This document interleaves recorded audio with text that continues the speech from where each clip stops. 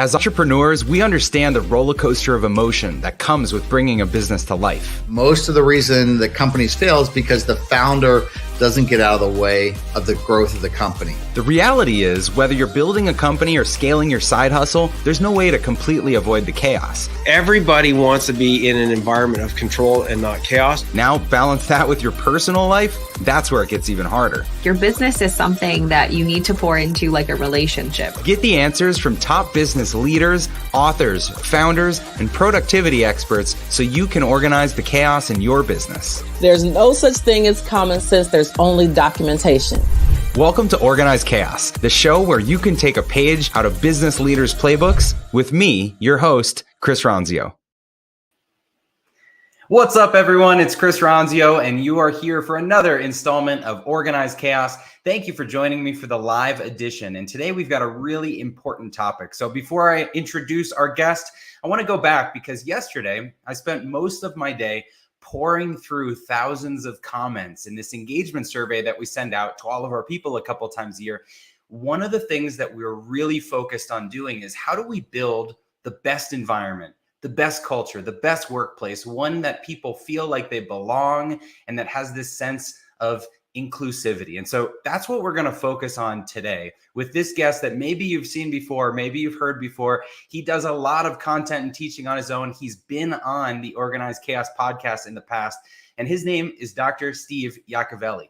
So Steve calls himself the gay leadership dude, and we're going to talk about all of his lessons and his expertise. He's a speaker, an author, and the owner and principal of Top Dog Learning Group.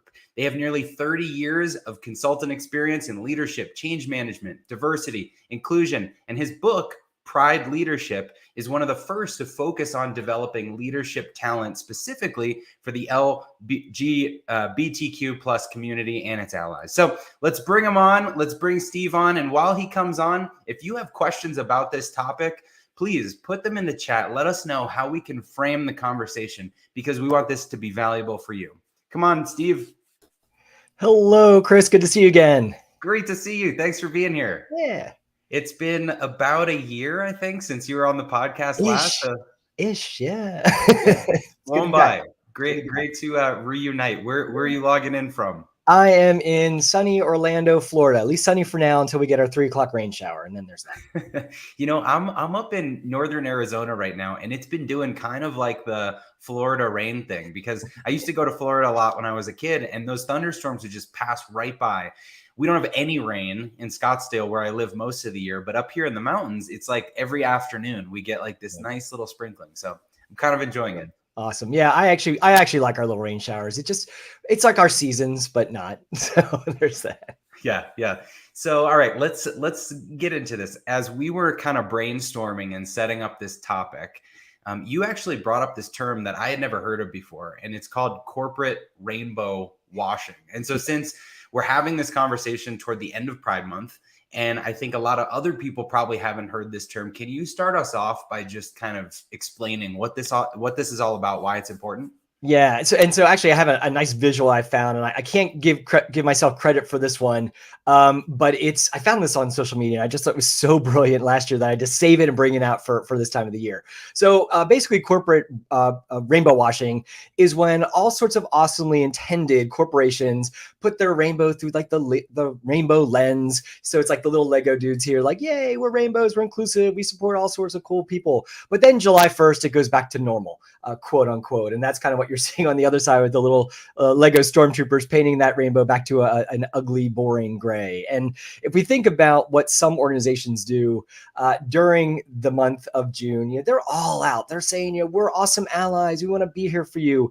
But then when July comes, the logos go back to normal. But then what else happens? And so there's this term called performative allyship, which is basically I'm doing like rainbow washing my logo and doing these things where I'm an awesome ally, but it's really not for the community you're targeting. It's really for yourself and to look like awesome and inclusive and get your street cred going. So hopefully come Friday or the end of Pride Month that folks, their logo goes back to the traditional colors, but at least their inclusivity doesn't stop. So I want to be clear. You're not suggesting that everyone keep the rainbow logos for the whole year, right? No. That would just be tacky. How do you feel about the changing the logos in the first place? Because I noticed this, starting to pop up a few years ago on people's social media accounts, on their websites. It's something we've done at Trainual, but I don't want it to be, authentic and performative, like you said. So what's your thought on the changing the logos to begin with? I think it's fine if there's substance behind the logo change. It's if you as an organization are big enough to support, donate to different politicians, and you're doing it that go for politicians or groups that go against LGBTQ inclusivity, then why are you rainbow washing your logo? You're kind of like talking out one side and doing another thing over here, and that's just not really authentic. So as long as it's true to who, if as long as you're not supporting groups or people that are anti-LGBTQ, then supporting it with the logo change is kind of a nice way to recognize your support. Absolutely agree. Yes. Okay. So then at the end of the month, what you're saying is when all of the logos go back to their regular form, how does this stay an important top of mind initiative through the rest of the year, right? Yeah, whether you're like a big giant corporation or you're like an entrepreneur, a solopreneur kind of thing, you can always think about your corporate culture, your workplace culture, and what that looks like. And if you're wanting to strive to be as inclusive as you want, or as you can be, then come July 1st or any other, the rest of the 11 months, what are you doing to promote inclusivity, not just for queer folks, but for folks in general, all of us others, as we like to say. And so what are you doing during Black History Month? What are you doing for celebrating women's initiatives throughout the year? Instead of just doing oh yeah, we celebrate blank month, we're awesome. What else? Are you promoting inclusivity other ways? Are you looking for ways to make sure you're diversity hiring, or when you're sourcing different things within your workplace, are you looking toward minority-owned businesses as a way to kind of help amplify some of those voices and give them some differing opportunities? And so there's lots of actions any workplace can take so that kind of, at least from the queer perspective, carry on the rainbow torch throughout the year. But really for any minority group, if you're trying to be inclusive, there's lots of good strategies you can do the entire year. So I want to ask a tough question, one that we've had active conversations this week about. I mentioned as we were in the intro that we did this survey. One of the things that came up is that, we celebrate some of these months, but maybe we don't celebrate other months that are important to individual people. Yep. And so where does the responsibility lie between the company or the person to say, here's something I want to recognize, want to celebrate, because we want to make sure that we're recognizing and celebrating everything that's important to our teammates and to our customers. But we also don't have like a calendar for the whole year or the bandwidth and budget to support everything. Yeah, and it can be big and small ways to support. I'll use just gay stuff, for example, in the general term.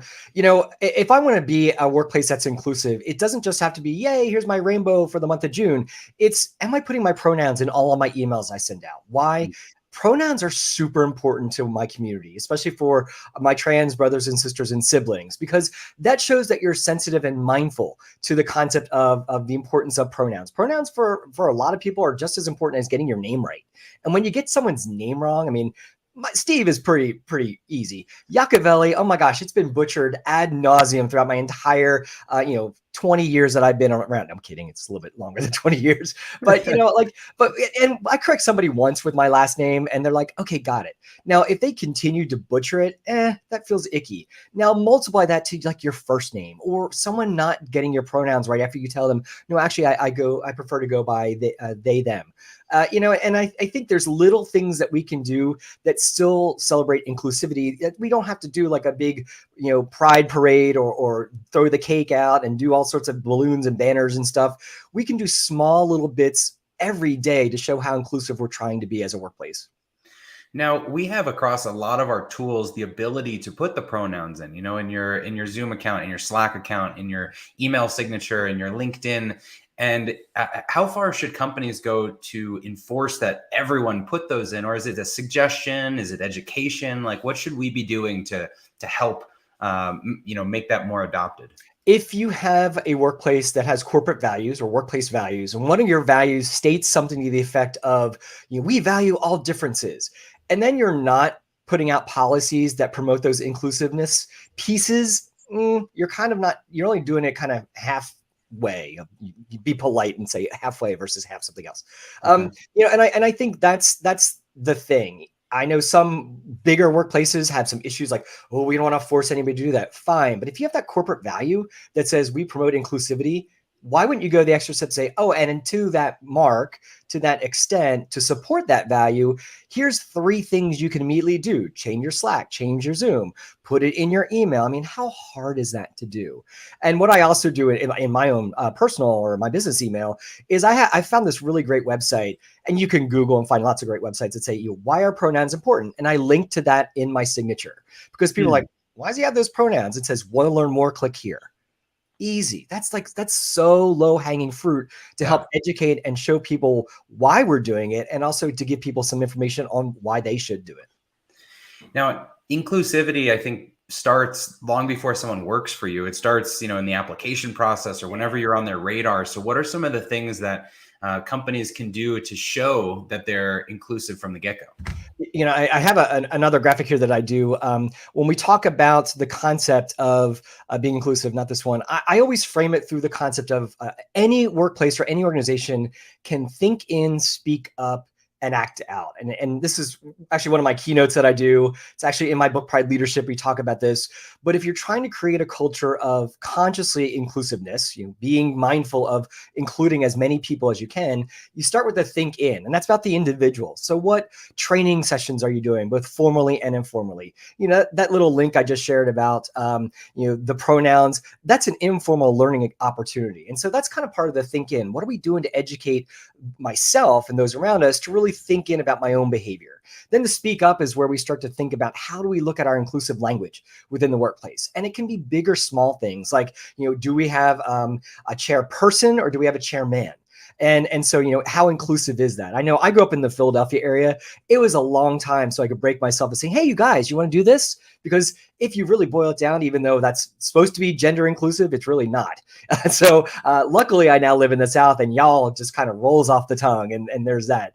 But really think about the inclusive language, and also are we falling victim to the words and actions that we pick through maybe our own unconscious bias. And then the act out is the bigger picture. And it's kind of what you just asked, Chris, what can we do? And that's where we can start to put that lens through every single part of our workplace. So our recruiting friends, you're looking for an open rec. Where are you advertising that? Is a website where certain demographics go, and maybe you're disenfranchising from the get-go, letting people see that opportunity?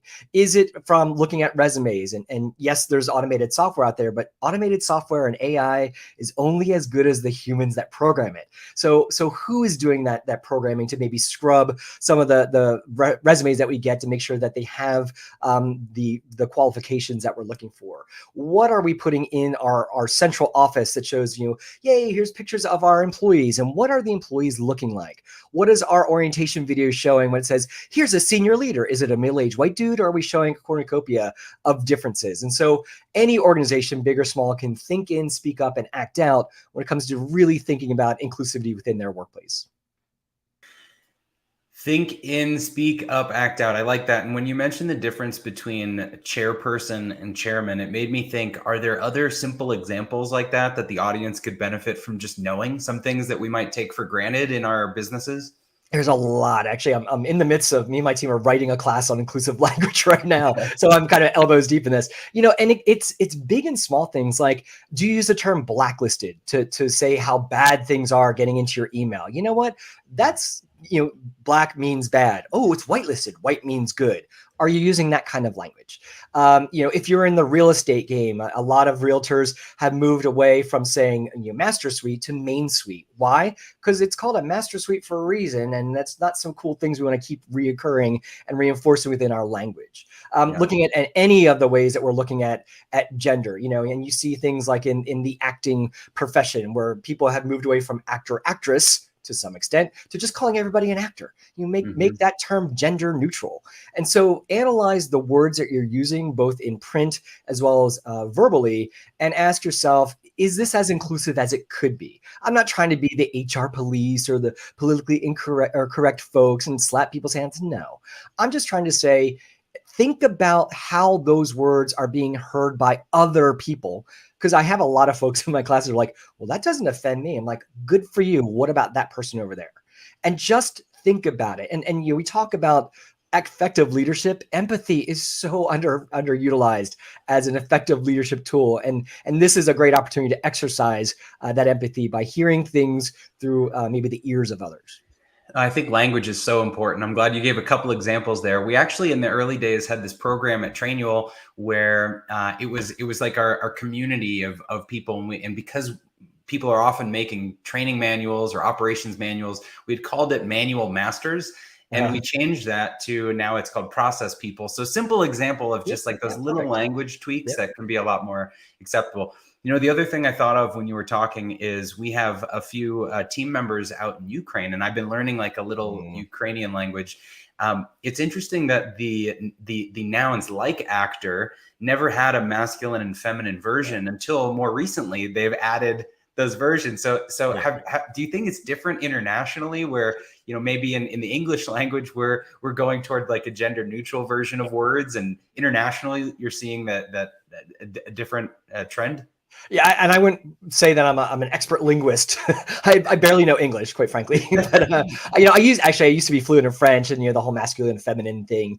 And I think things are becoming a little bit more ubiquitous as far as neutrality and gender neutral words and phrases. Yeah. But some of it's just really hardwired into the specific language. And so I think it's going to take a bit of time to either unpack that or look at those different masculine and feminine types of things in certain languages to see them less as one or the other. They're just more, you know, part of the linguistic journey that's there. Right. Okay, so let's talk about another way that people can promote inclusivity. So one thing we've set up is employee resource groups or affinity groups. Curious your take on those, how to do those right, how to do them wrong if people are trying to go down that path. It's a great question, Chris. And I do a lot of work with employee resource groups, although you're right, there's like affinity groups and business resource groups. There's all sorts of gorgeous acronyms out there. I'll simply call them ERGs, employee resource groups. And for those who don't know what they are, it's within a workplace. Somebody could be the HR function, it could just be team members.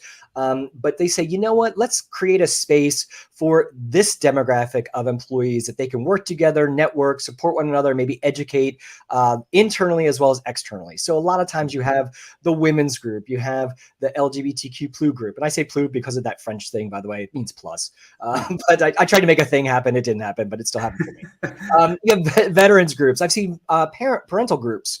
You have, of course, the people of color, Asian Pacific, depending on kind of differences and where you're at. So lots of different ways to kind of look at the demographics of employees and pull them together. And I think there's a lot of value in that, first of all. And if you talk to any diversity and inclusion professional worth their weight, there's the concept of creating a sense of belonging in the workplace. And if you've not heard that, you need to know that one, because if you're a leader and you're trying to create a positive and inclusive workplace, before we said, oh, diversity, we have diverse people in here, yay. And then it's like, no, diversity and inclusion. So they're not just in the door, but those they're included in some of the things that we do. So that's kind of the difference between diversity and inclusion. But what you're hearing now is creating a sense of belonging, which now flips the conversation.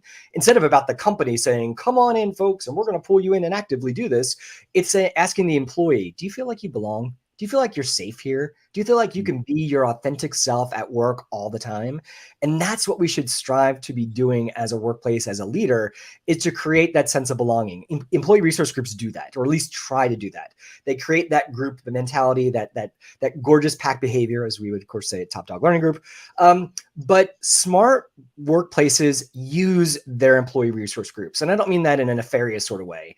I'm saying you have a collection of experts that you're allowing to meet, that know your business. Leverage the heck out of them. Now, also, I would go out on a limb and say compensate them too. Don't use them as like a free consulting team, but give them the opportunity to share their perspective before you do things like, hey, we're going to back this particular political person or political group. Maybe ask your ERGs, is this okay? Does this look okay? Is this make sense? Are we doing the right thing here? I know here in Florida, I won't name names, but there's been some that have been dinged for not doing this, and as they should have been. you have these fantastic experts who are representatives of some of the communities you're trying to reach, some of the customers you're trying to reach. Why would you not utilize them as a resource and really help guide policy versus just say, yay, you're going to put on, in this case for the queer folks, you'll do the Pride events. Yay. That's nice. But what else? Let's make it part of the business versus just a tick box kind of mentality. Yeah, I love that. So beyond just the events, you're engaging people to share insights, to help with the decision making, to make sure that things align with their beliefs and the beliefs of your customers that might be in the same kind of group, right? Yep, absolutely. And when those ERG groups, regardless of which ones they are, provide feedback, listen to them. And also encourage them to provide that feedback, because that's the value, that's the diversity of thought and perspective that we can gain as a business. Why would you ignore that free advice if you're getting it? Right. When you talk about belonging, I instantly think about, are people willing to share everything, or do they feel like they're having to censor themselves?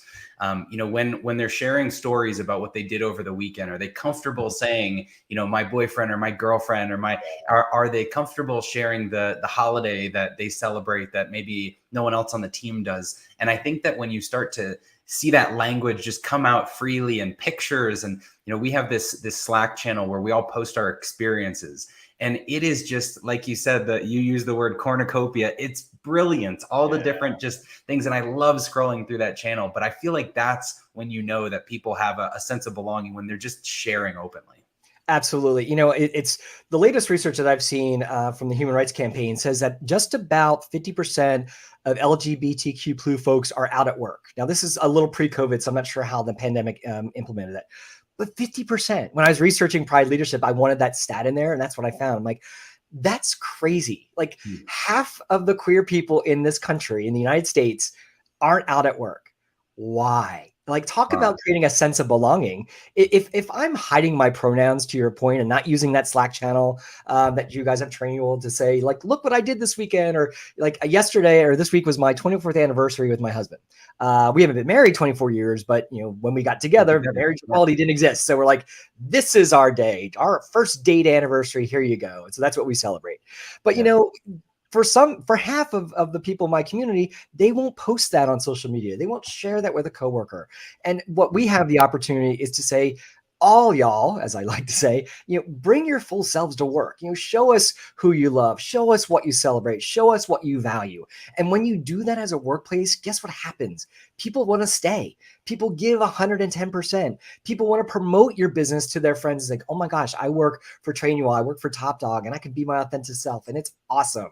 Wow, that sounds like a cool place to work. And today, with so much work remote and people picking up their toys and going elsewhere when they don't feel that sense of belonging, there's a great opportunity for us to really engage in creating that environment where people want to be there. Yeah, and I would imagine in some ways this sense of belonging and inclusion is more important than a lot of the other metrics, or the salaries, and that you could feel totally suppressed and make good money, but you'd rather work in a place where you can be yourself. Yes. And if you're doing any sort of employee engagement survey, whether it's big or small, please at least have one question on there that says, I feel a sense of belonging at this place, or I feel safe to be my authentic self at work, or phrases like that. It can just be one question. And it can really be a great barometer on how well people feel that they are welcomed, safe, and belong at that workplace. Yeah, we have a question like that. We have a couple others. I think we have 3 questions on this, but one of the others is just, what can we be doing better? Simple question, but we get so many great ideas and insights, and then we can act on those. And in between the surveys, we can say, okay, we took this idea, we did this thing, and thank you for that. That's great. So you mentioned at the beginning a little bit about marketing and appealing to people in the hiring process. And so beyond the Pride logo, what other things should we be doing on our sites to really showcase that this is authentically how we feel as a business? Yeah, under the act out and the think in, speak up, act out kind of mentality. And when I teach this in some of our stuff, it's really going through the lens of everyone within your operation. So someone in marketing, we're already talked about, like, what are the materials we're using? Someone in HR, what are our policies? Down to our healthcare, our healthcare policies trans inclusive? Is our family medical leave looking at folks who maybe adopt, or same-sex couples, or insert the different types of families here? What are we doing from a hiring perspective? And we said the placement of those items. What about that onboarding? Like I said, you have that image of a senior leader. Is it always a middle-aged white dude? And so a lot of these, I call them artifacts when we're talking about that. Think about the virtual and physical artifacts within your workplace. Are they promoting inclusivity or deterring inclusivity? I was at a client site, I won't, of course, mention who, but it was a global manufacturing group.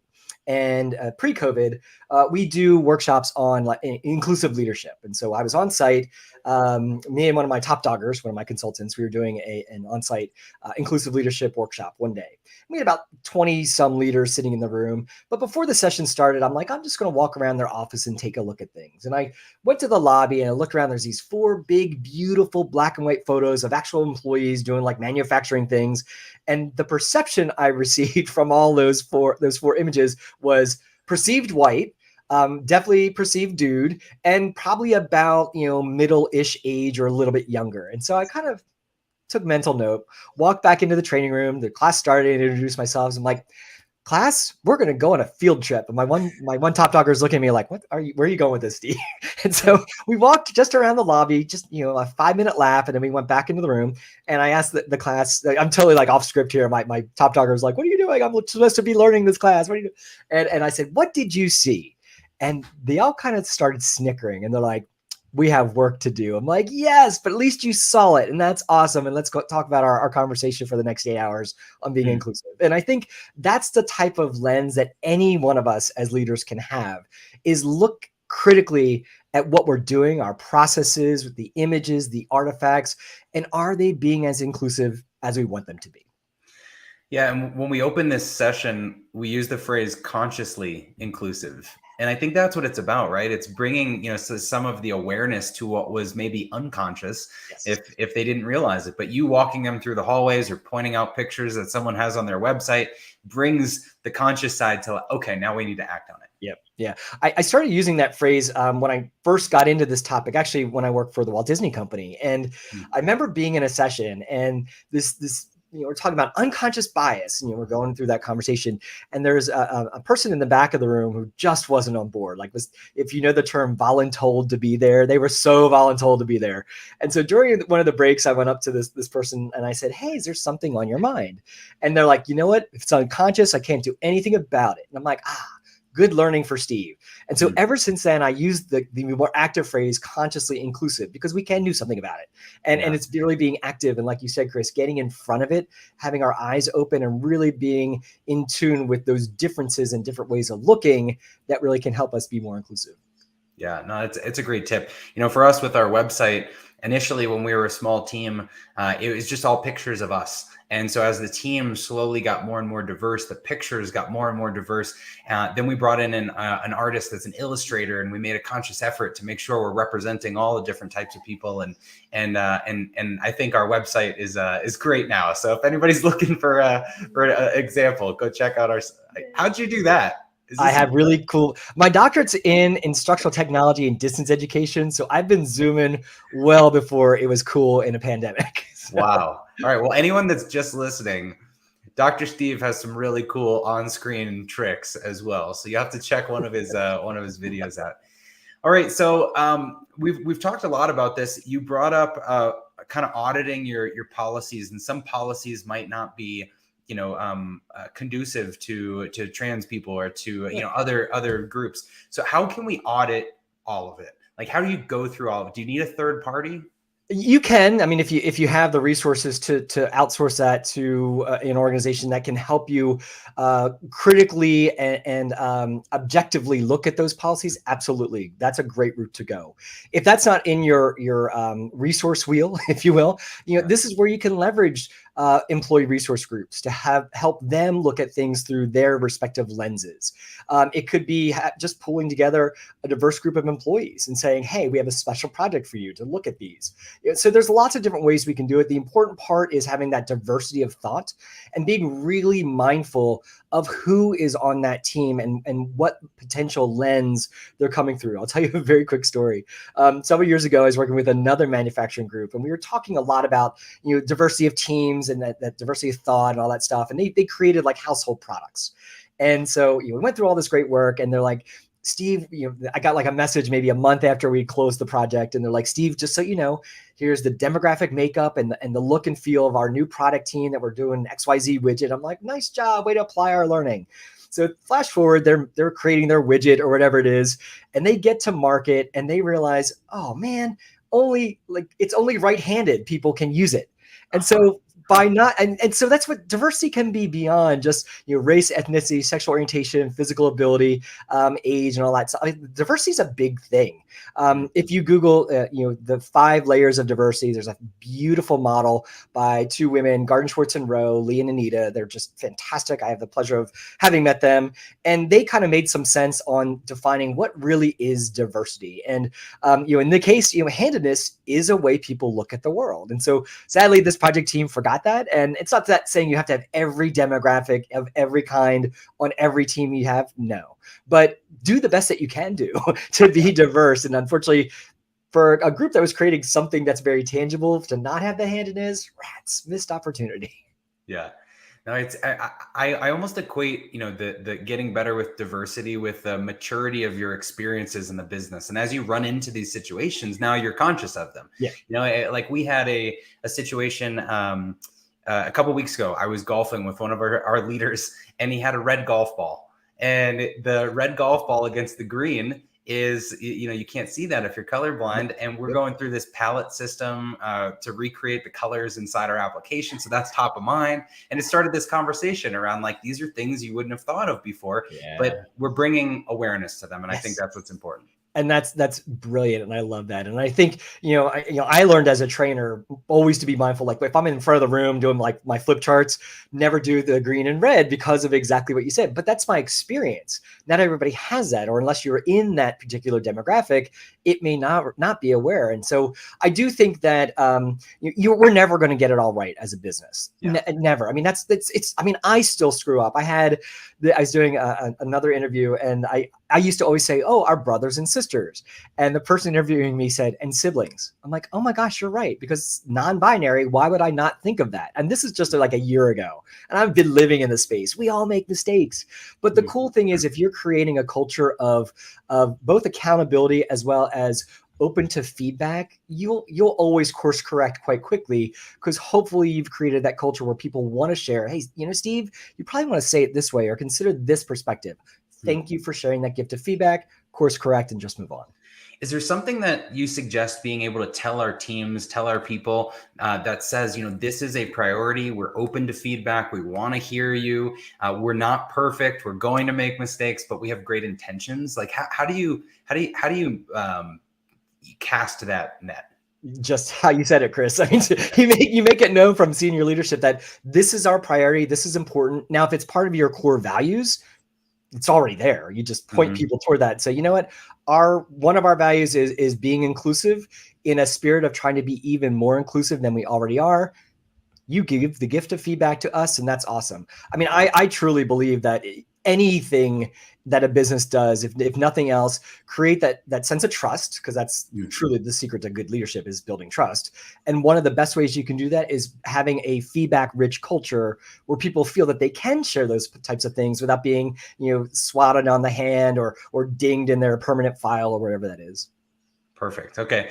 Well, let's talk a little bit about your book. I teased it in the intro, but can you share just what people would get out of the book, where they can find it? Yeah, so my book, Pride Leadership: Strategies for the LGBTQ+ Leaders to be the king or queen of their jungle. It started in 2019. Well, it came out in 2019. No gay pun intended there. But it really started as me thinking through, I wanted to create a leadership book in theory, in general. I've been doing this for almost 30 years. I've seen like thousands and thousands of leaders over that time, and you start seeing patterns of behavior. And so when I was kind of starting to think through what are the 6 competencies that I feel that any leader is either using and rocking and rolling, or not using and crashing and burning, and it really was these 6: authenticity, courage, empathy, communication, relationships, and culture. And then if you remember back, Chris, the TV show Sex and the City, the first one. Yeah. Okay, yeah. So I'm just getting all my thoughts together, kind of land on those 6 competencies, and then the little Carrie Bradshaw, I couldn't help but wonder. And if you're not familiar with that show, she was a reporter, and that was kind of like the shtick every week. She'd like open up a little tiny old MacBook and say, I couldn't help but wonder. And then there was like the theme of the week. Well, I'm sitting there putting these things together, and I'm like, I can't help but wonder, is there something about the LGBTQ+ experience that allows you to exercise those 6 competencies just differently? So for example, authenticity. Chris, if you Google authentic leadership, you'll just get a ton of awesome gurus, Brene Browns and awesome folks like that who are saying, yes, if you're authentic, you're a better leader. People trust you. They know when you're not authentic. So be authentic, authentic, authentic. Awesome. Now through the rainbow lens, if I'm an out man at work, if I'm a trans person being my authentic self, that's power. And so in Pride Leadership, I talk about how do you channel that to be an even more effective leader. Now, side note, my awesome allies love it too. It's a mix of bad dad jokes with solid leadership theory. If you can handle some of the subtitles like storytelling like Tori Spelling and some cheeky, dumb dad humor, by all means, it's really for anyone. And I've actually had that feedback from my publisher or my editor. She's like, Steve, I have to tell you, I am a white cisgendered straight woman. I'm like, oh no. She's like, this is the book I wanted in my MBA class. I'm like, what? She's like, it's so fun, but it's so approachable and it's applicable. And she's like, you need to de-gay the book. I'm like, no, but thanks for playing. If you enjoyed it, someone else will too. And so that's Pride Leadership in a nutshell. I love that. And I mean, your personality, everyone could see that's listening or that's watching this. If we could package that up in a book with a bunch of leadership lessons and dad jokes, like sign me up. So we'll be buying a bunch of copies of that too. Nice. If for anyone that wants to follow along or connect with you directly, where can they find you? The easiest place to follow along is topdoglearning.biz. There you'll see more information about me, about our courses, our books, my team members, and ways you can get a hold of us and see how we can make your world even more awesomely inclusive. Amazing. All right, Dr. Steve, thank you so much for being here. I appreciate you. Thanks so much, Chris. Appreciate you. All right, everyone. That was Dr. Steve Iacovelli. He said at the beginning, sometimes people mess up his name. People mess up my name too. They say Ronzio, Razadnio, Iacovelli. To me, it reminds me of Machiavelli or seeing the future, whatever that is, right? And I think you can tell from everything that Steve's talking about, this is the future of how to run a business. And it shouldn't be this hard. It's just about accepting people, making people feel welcome, making sure that they belong in your business, that they feel like they belong, that you're inclusive and you're building an environment where people can be their authentic selves, where people can contribute, and where people can bring a diversity of thought and perspective to make your business better. So please check out Dr. Steve's book. It sounds incredible. I have not read it yet, but I will. I'll commit that to this group. And thank you for just being here while I learn more about this. Like we talked about, I think our companies can have some grace for us if we're constantly learning and we're applying those learnings. And so be sure that of the tips, the dozens of tips that you heard in this podcast, if there's one, if you can change, add pronouns to your Slack, if you can, phrase something different on a job application, if you can swap out a photo in your office hallway or on your website, those little changes add up. And that's what I hope that you're able to take away from this is some practical changes that you can implement. All right. Thanks everyone for joining this live stream. Be sure to subscribe to the show. Listen, wherever you get your podcasts, we have 5 episodes a week. This week's episodes include topics like why CEOs need a support team, a discussion on Gary Vee's recent conference, VCon, that my brother and I attended, how SMBs can utilize partnership marketing with guest Matt Wool, and many more cool topics. So check those out. Thank you for being here as always.